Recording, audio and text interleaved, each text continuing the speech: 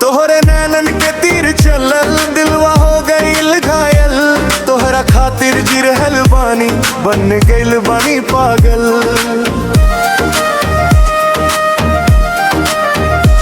गाँव के गली गली में तोहरे चर्चा भारी, देख के तोहरा खातिर खड़ा रहे दुनिया सारी।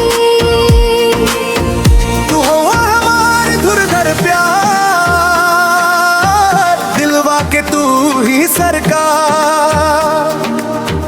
तोहरे बिना ना लागे जग, तू ही हो हमार संसार।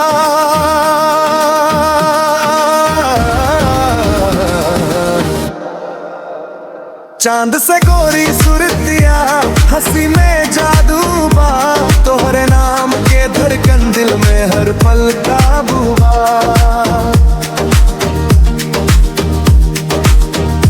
रात भर सपना में आवे दिन में याद सतावे। तोहरा बिना ये सजना दिलवा कहीं ना लगावे।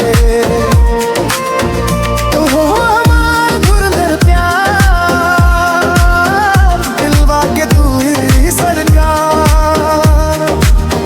तोहरे बिना ना लागे जग,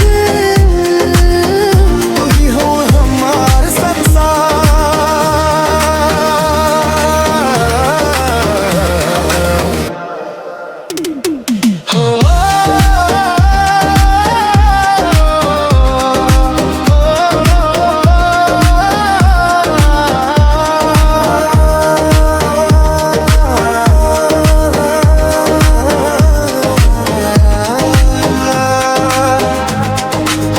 जिंदगी के हर राह में साथ निभाइब तोहार।